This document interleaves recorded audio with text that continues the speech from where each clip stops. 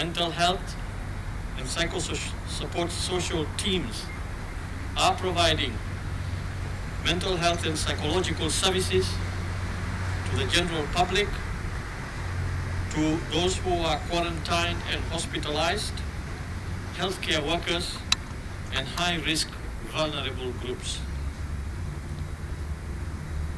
Government is also providing 24-hour access to tele-counseling services that provide psychological care via hotline numbers 1199 and 719.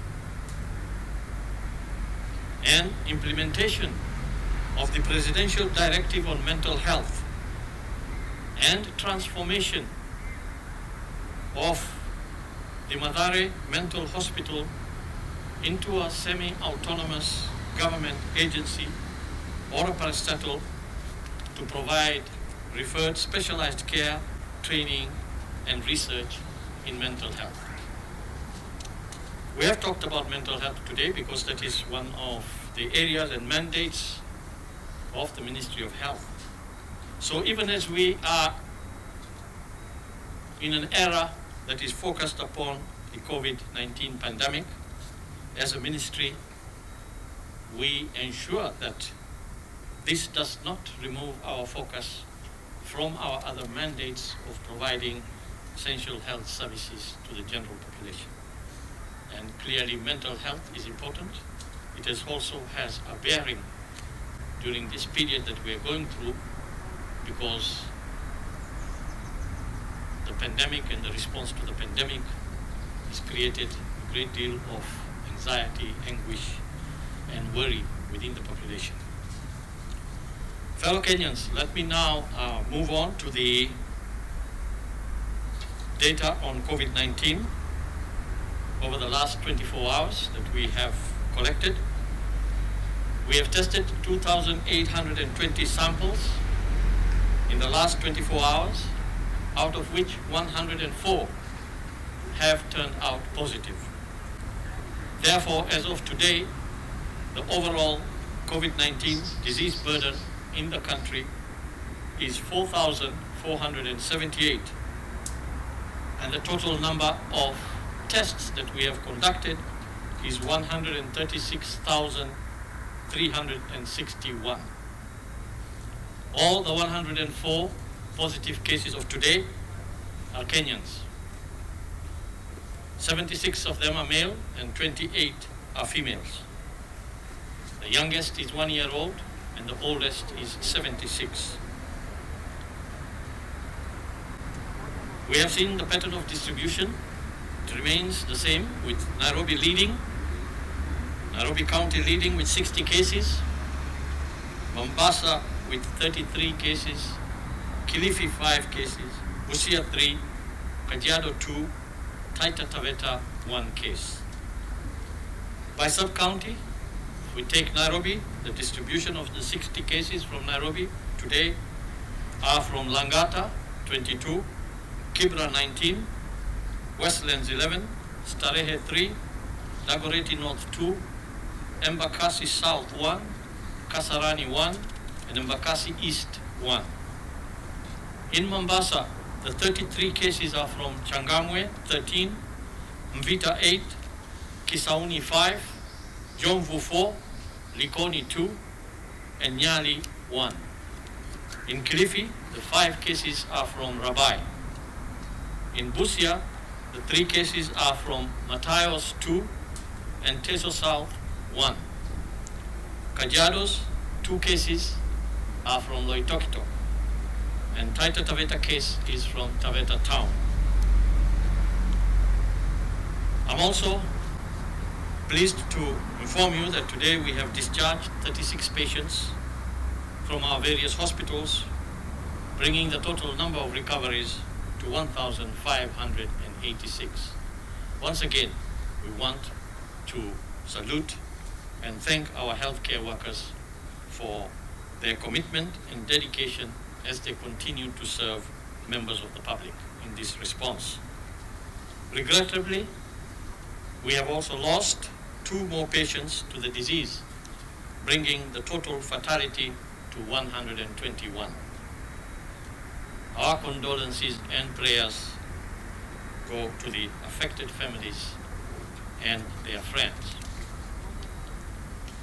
Fellow Kenyans, as I conclude, I want to take this opportunity to commend Kenyans, the majority of whom have responded to our calls, have responded to the containment measures, and for the critical role that they play in this containment effort. Once again, the responsibility lies with us, each and every one of us, as Kenyans, to protect ourselves and to protect others, and to stop the virus in its tracks. The gains made so far would not have been possible without the collaboration of the public. We do understand and we do appreciate that the containment measures and the restrictions that have been placed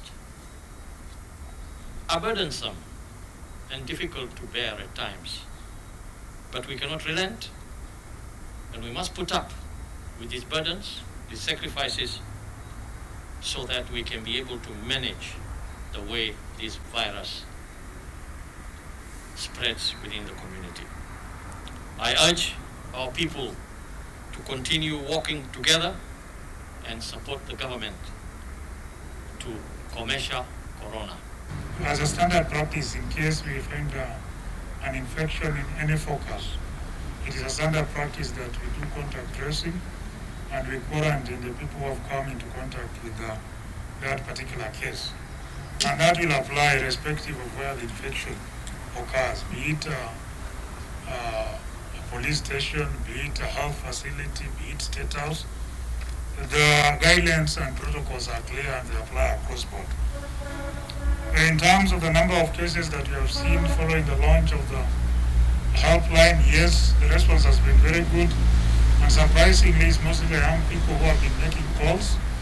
And most of the issues that they want to address include anxiety, include gender and domestic violence, and also issues of depression. And we want to ramp this further and establish a telecounseling service at Mathare National Teaching and Referral Hospital that will also be able to serve us post-COVID. In terms of the prisons, you remember prisons because of the high population and the impracticality of maintaining social distance was highlighted as one of the hotspots. And even the first edict that His Excellency made was stoppage of visitation to the prison, all our prison facilities. And I think that has gone a long way to be able to stop spread of COVID-19 in prisons. So you remember one time we had 21 cases that were reported from industrial area remand prison, and it's because of the same measures that we put in place, including isolation, contact tracing, that we managed to be able to stamp out further spread. But going further, of course, we have worked with the prisons services very, very well. Remember also the PS, Correctional Services, sits in the National Emergency Response Committee, and we work very, very closely with them. We have ensured that they have the proper personal protective equipment for the healthcare workers. They have also designated isolation and quarantine centers in prisons. Because remember, if you get a prisoner, say from industrial area to take to Kenyatta University Teaching and Referral Hospital, then you require the prison wardens to go and take care, provide security for this individual person.